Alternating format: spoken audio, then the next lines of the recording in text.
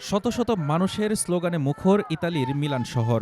গাজায় চলমান ইসরায়েলি আগ্রাসন এবং সম্প্রতি আন্তর্জাতিক জলসীমায় গ্লোবাল সুমুদ ফ্লোটিলার ত্রাণবাহী জাহাজে হামলার প্রতিবাদে রাজপথে নেমেছেন সাধারণ মানুষজন।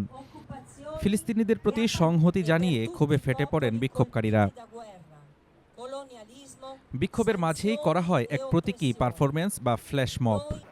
সমুদ্রের বুকে ইসরায়েলি কমান্ডোরা যেভাবে ফ্লোটিলার ত্রাণ কর্মীদের হাত বেঁধে হাঁটু গেড়ে বসিয়ে রেখেছিল, ঠিক সেই নির্মম দৃশ্যই মিলানের রাস্তায় ফুটিয়ে তোলেন অধিকার কর্মীরা। ইউরোপীয় সরকারগুলোর নীরবতা আর ইসরায়েলের বর্বরতার বিরুদ্ধে ক্ষোভ জানান তারা। এক বিক্ষোভকারী জানান, আমি আনন্দিত কারণ এই ফ্লোটিলা জিতেছে। তারা তাদের রাজনৈতিক লক্ষ্য অর্জন করতে পেরেছে।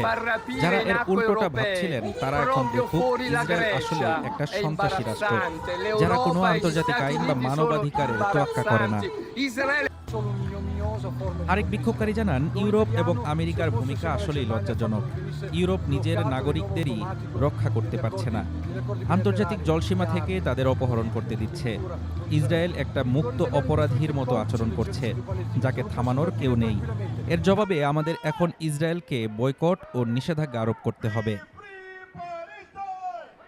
বিক্ষোভ থেকে সরাসরি ইতালি ও জার্মানি সরকারের কড়া সমালোচনা করা হয়।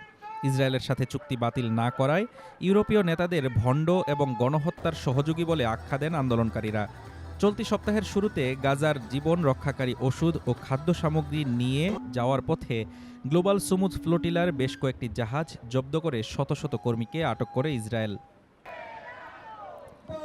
গাজায় ইসরায়েলি অবরোধ ভাঙার এই চেষ্টা হয়তো সাগরে আটকে গেছে, কিন্তু মিলানের এই বিক্ষোভ প্রমাণ করে বিশ্বের সাধারণ মানুষের বিবেককে আটকে রাখা সম্ভব নয়। হাফিজুর রহমান তুষার, ঢাকা টুডে।